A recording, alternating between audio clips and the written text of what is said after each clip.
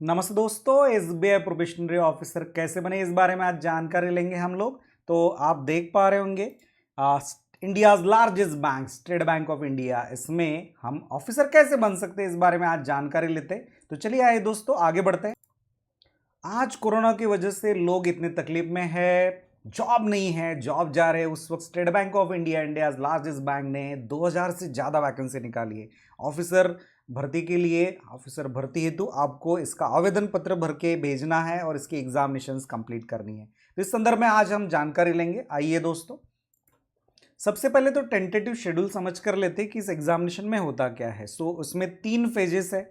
अगर आप तीनों फेजेस के बारे में जानकारी चाहते हैं तो फेज 1, फेज 2 और फेज 3, ऐसे 3 फेजेस में इस एग्जामिनेशन को कंडक्ट किया जाता है। सो जिसमें सबसे पहले तो आपको ऑनलाइन एग्जामिनेशन रजिस्ट्रेशन करना है इस एग्जामिनेशन के लिए, और वो 14 नवंबर 2020 से 4 दिसंबर 2020 तक खुला रहेगा। सो आवेदन पत्र आप इस संदर्भ में भर सकते हैं और उसी टाइम पीरियड में आपको एप्लीकेशन फीस भी भरनी है। सो देन आपको कॉल लेटर मिलेगा। प्रिलिमिनरी मीन्स फेज 1 एग्जामिनेशन के लिए कॉल लेटर मिलेगा 3rd वीक ऑफ दिसंबर। सो जब आपको कॉल लेटर मिल जाता है तो आपका एग्जाम कंडक्ट होता है 31 दिसंबर को। सो 31 दिसंबर 2020, तो 2020 का आखिरी दिन हमारे लिए एक अच्छा शुभ अवसर लेके आया है कि इस दिन एग्जाम होगा हमारा। 31 दिसंबर 2020 को एसबीआई पीओ का एग्जाम होगा और उसके बाद 2nd, 4th, 5th जनवरी 2021 ये एग्जाम कंडक्ट होगा। तो दोस्तों आगे बढ़ते, तो ये जो फेज 1 का एग्जाम है, ये जो फेज 1 का एग्जाम है प्रिलिमिनरी एग्जामिनेशन, इसके बारे में जानकारी लेंगे हम। इसमें 3 सब्जेक्ट्स होते हैं। एक होता है इंग्लिश लैंग्वेज, दूसरा होता है क्वांटिटी एप्टीट्यूड, तीसरा होता है reasoning ability. So total 100 questions 100 marks के लिए आपको 1 आवर में 60 मिनट्स में कंप्लीट करना पड़ता है। सो 30 क्वेश्चंस का इंग्लिश लैंग्वेज का पेपर होता है जिसमें 20 मिनट्स मिलते हैं। 35 क्वेश्चंस आपको क्वांटिटी एप्टीट्यूड मीन्स मैथ्स है जिसमें 20 मिनट्स मिलते हैं। 35 क्वेश्चंस रीजनिंग एबिलिटी, इसके लिए 20 मिनट्स मिलते हैं। तो आप देखिए, सो 100 क्वेश्चन 60 मिनट, 60 मिनट में 100 क्वेश्चन 100 मार्क के लिए आपको छुड़ाने होते हैं। और ये 3 सेक्शंस होते हैं, separate timing for each section. तो एक सेक्शन से दूसरे सेक्शन आप जंप नहीं कर सकते। तो इस एग्जामिनेशन के लिए आपको एक कॉल लेटर मिलता है, तो उसका डेट भी दिया हुआ है, उसको भी जानेंगे। लेकिन हमने सबसे पहले इनके मार्क्स के बारे में जान कर लिया, ठीक है ना। सो इसका जो कैटेगरी वाइज मेरिट लिस्ट लगता है उसके आधार पर आगे आप अगले पड़ाव में आप तैयारी कर सकते हैं। अगले पड़ाव के लिए आपकी चयन होता है, उसका उसे बोलते हैं मेन एग्जामिनेशन, फेज 2 एग्जामिनेशन। तो उसके बारे में बात कर। सो दोस्तों देखिए, फेज 2 ऑनलाइन मेन एग्जामिनेशन ये होगा आपको 29 जनवरी 2021। ओके, इसके लिए आपका कॉल लेटर आ जाएगा आपका 3rd वीक ऑफ जनवरी 2021 में। सो रिजल्ट भी डिक्लेयर होगा मेन एग्जामिनेशन का 3rd और 4th वीक ऑफ फरवरी 2021। इसके बारे में जानकारी लेते हैं कि मेन एग्जामिनेशन फेज 2 एग्जामिनेशन में कैसे पेपर रहेगा, कौन से सब्जेक्ट्स रहेंगे, उस बारे में जानकारी लेते हैं दोस्तों। चलिए आइए। सो फेज 2 एग्जाम में हर एक कैटेगरी में आप ये देख पाएंगे कि 10 टाइम्स बच्चों को, कैंडिडेट्स को सिलेक्ट किया जाता है। मीन्स एक कैटेगरी में एक अगर वैकेंसी है तो उसके 10 टाइम्स लोगों को लिया जाता है मेंस एग्जामिनेशन के लिए।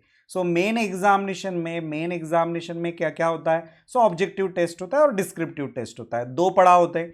The duration of objective test is 3 hours. तो 3 आवर्स में 60 into 3, so 180 minutes, 155 questions and 200 marks, इस तरह से पढ़ा होता है। 180 मिनट्स में 155 क्वेश्चंस एंड 200 मैक्सिमम मार्क्स। तो चलिए, अब इसमें 4 सब्जेक्ट आपको होते हैं। रीजनिंग एंड कंप्यूटर एप्टीट्यूड, जिसमें नंबर ऑफ क्वेश्चंस 45 है, 60 मार्क्स के लिए 60 मिनट्स। डेटा इंटरप्रिटेशन के लिए 35 क्वेश्चन है, 60 मार्क्स है, 45 मिनट्स है। जनरल बैंकिंग अवेयरनेस जो है उसमें 40 क्वेश्चन है, 45 मार्क्स है, 35 मिनट्स है। इंग्लिश लैंग्वेज है जिसमें कंप्रेंशन और बेसिक ग्रामर स्किल्स होते हैं। सो इसमें 35 क्वेश्चन है, 40 मार्क्स है, 40 मिनट्स में आपको कंप्लीट करना पड़ता है। साथ में इसी के साथ ये 200 मार्क का जो पेपर है उसके बाद डिस्क्रिप्टिव टेस्ट आता है। सो ऑब्जेक्टिव टेस्ट के बाद डिस्क्रिप्टिव टेस्ट 30 मिनट्स का होता है, जिसमें टोटल मार्क्स 50 मार्क्स है। और 2 चीजें छुड़ानी होती है, एक है लेटर राइटिंग एंड दूसरा है ऐसे, जिसे हमने बचपन से बखूबी सीखा हुआ है। तो ऑनलाइन में एग्जामिनेशन को कंडक्ट करने के बाद, जो कि 29 जनवरी 2021 को इस एग्जाम को कंडक्ट करेंगे और रिजल्ट इसका फाइनल रिजल्ट लगेगा 3rd और 4th week of February 2021। Okay, और आपका फेज 3 मीन्स इंटरव्यू वाला फेज 3 जो है उसका कॉल लेटर आपको 3rd और 4th वीक ऑफ फेब में मिल जाएगा। उसी समय डिक्लेरेशन ऑफ रिजल्ट के साथ ये भी आपको दिया जाएगा। जो फेज 3 है जिसमें इंटरव्यू और GDPI होगा, या तो इंटरव्यू पर्सनल इंटरव्यू होगा या GDPI होगा, वो डिपेंड करता है किन चीजों किस आधार पे ये होगा उसके बारे में जानकारी लेते हैं दोस्तों। लेकिन उसके पहले हम ये समझने की कोशिश करेंगे कि इस एग्जामिनेशन का फॉर्म भरेगा कौन कौन भर सकता है इस एग्जामिनेशन का फॉर्म, उसके बारे में जानकारी लेते।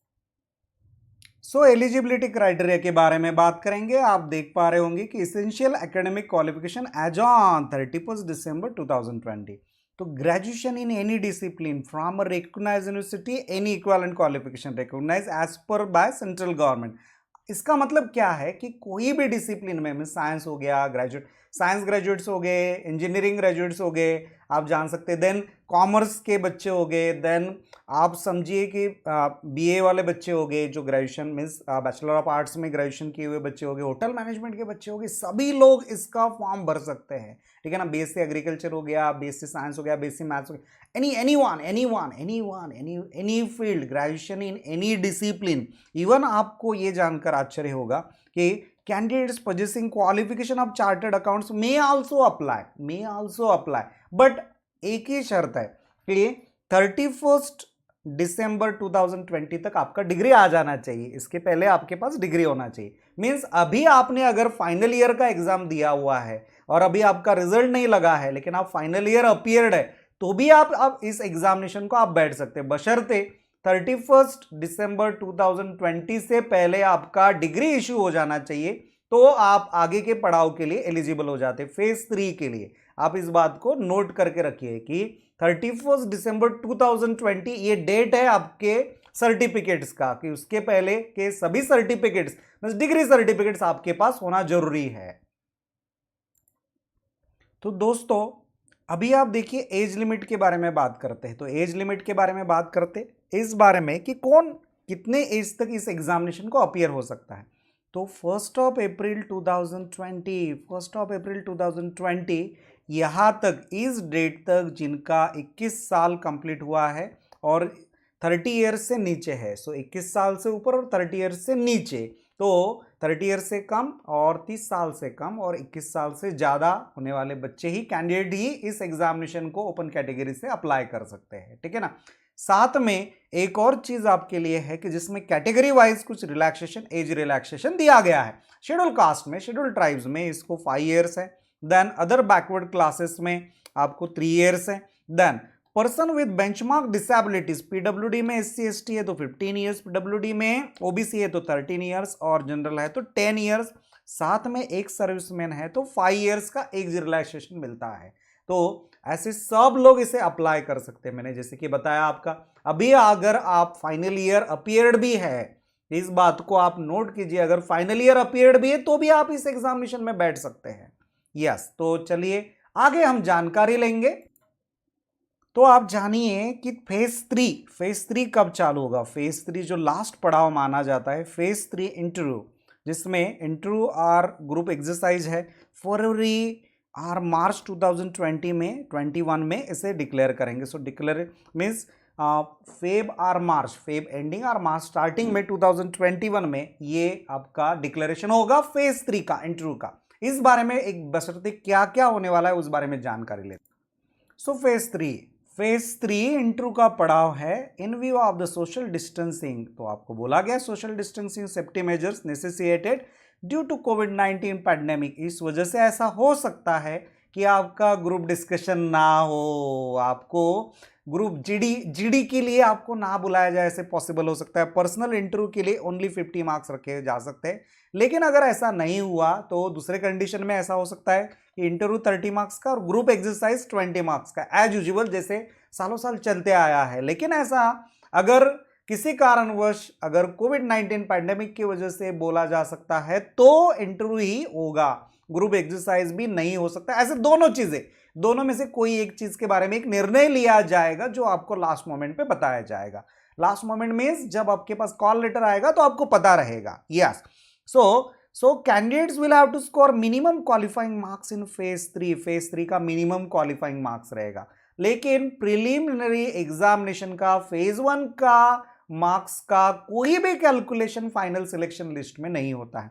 सो उसके लिए ओनली फेज 2 और फेज 3 के सेपरेटली जो क्वालिफाइंग मार्क्स है उनके बारे में ही गाइडलाइंस दिए जाते हैं, ठीक है ना। सो ये फेज 1 के मार्क्स है, जैसे फाइनल सिलेक्शन कैसे होता है उस बारे में गाइडलाइन लेते हैं। तो देखिए फाइनल सिलेक्शन के वक्त फेज 2 जो है, फेज 2 है और फेज 1 है। तो फेज 2 के आपको पता होंगे 200 marks objective test, 50 marks descriptive test, ऐसे 250 मार्क का जो एग्जाम था उसे हम 250 में से कैंडिडेट को इतने मिले तो 75 में से कितने मिले, इस तरह से कैलकुलेशन करते हैं। और फेज 3 जो इंटरव्यू जीडीपीआई वाला जो फेज है, तो 50 में से जितने मिले उसको कन्वर्ट करते 25 में। सो 50 में से इतने तो 25 में से हाफ करेंगे, बराबर है। सो 75 प्लस 25, ऐसे 100 मार्क्स में से उसे कितना मिला कैंडिडेट को, उसके आधार पर आपका मेरिट रैंक कैंडिडेट को लिस्ट लगाते हैं और टॉप मेरिट कैंडिडेट का सिलेक्शन चयन किया जाता है इस पद के लिए। तो मैं उम्मीद करता हूं कि आपको प्रॉपर इंफॉर्मेशन मिल गई होगी। अभी एग्जामिनेशन के बारे में थोड़ी सी और जानकारी। तो दोस्तों penalty for wrong answer, penalty for wrong answers आप देखिए क्या होता है। So it is applicable for preliminary and main examination phase 1 and phase 2। इसमें आपका जो भी मार्क्स है, जितने भी मार्क्स, 1/4 ऑफ द मार्क्स आपका डिडक्ट होता है अगर आपने रॉन्ग आंसर दिया। अगर आपने रॉन्ग आंसर दिया तो पेनल्टी कितना 0.25 मींस 1/4 ऑफ द मार्क्स आपका डिडक्ट हो जाता है, ठीक है। ये आपको सदा याद रखना, ठीक है। बट अगर आपने क्वेश्चन को ब्लैंक रख दिया, लेफ्ट कर दिया, उसको ब्लैंक वैसे खुला छोड़ दिया कि आपको नहीं आ रहा है आंसर, उसका कोई मार्क डिडक्ट नहीं होता है। सो मैं आपको इस बारे में यही गाइडलाइन दूंगा कि कोई भी फेक आंसर मत दीजिए, कोई गेस वर्क मत कीजिए, तो एग्जैक्टली करेक्ट, बिल्कुल एब्सोल्यूट पूरा गारंटी से करेक्ट आंसर दीजिए, तभी आप इस एग्जामिनेशन को क्रैक कर सकते हैं। तो आइए दोस्तों इस एग्जामिनेशन को क्रैक कैसे किया जाए उस बारे में बात करेंगे। तो चलिए बात करते हैं। So State Bank of India, India's largest bank, आपके लिए जो अपॉर्चुनिटी लेके आई है, जिसमें एसबीआई पीओ 2020 प्रोग्राम तहत 2000 वैकेंसीज आपके सामने है, इसको क्रैक करना है हमें। तो winner Institute of Computer examination जो कि एक पुणे में कार्यरत संस्था है, सो इनके बारे में आज हम लोग जानेंगे कि इन्होंने आज तक क्या रिजल्ट दिया हुआ है। सो 20,000 से ऊपर बच्चे यहाँ से पास हुए हैं। So Winner Institute of Computer Examination, E for ethics, ethical organization done. तो लार्ज ये संस्था अपने रिजल्ट के लिए फेमस है। सो विनर्स कंटिन्यूसली रिजल्ट देने के लिए फेमस है और इस तरह से क्लासरूम टीचिंग प्रोग्राम के तहत बहुत अच्छी तरह से क्लासरूम में सिखाया जाता है बच्चों।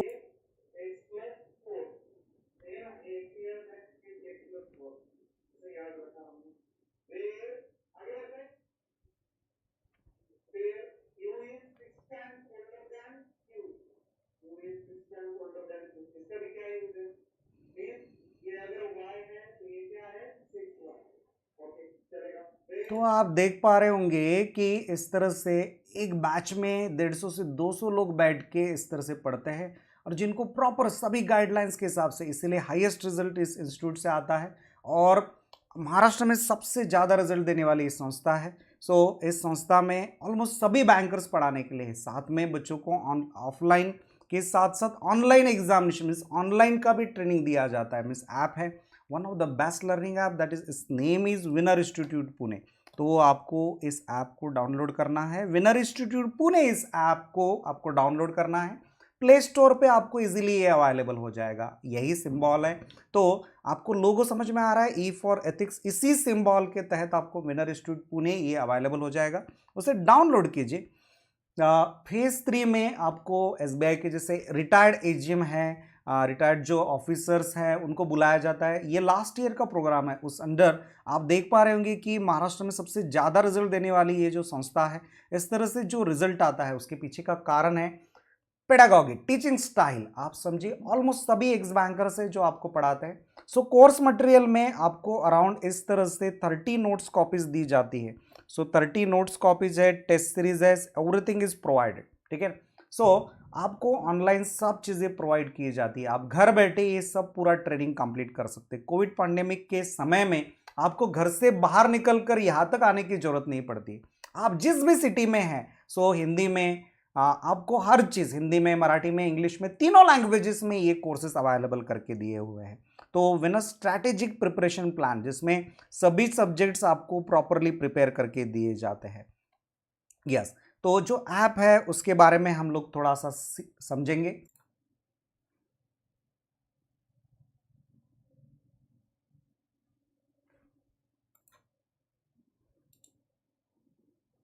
दोस्तों ये एक ऐप है कि जिसमें आप ये समझ सकते हैं कि इस ऐप को आपने डाउनलोड करने के बाद आपको ढेर सारे कोर्सेज, स्टडी मटेरियल यहाँ पे अवेलेबल करके दिए जाते हैं।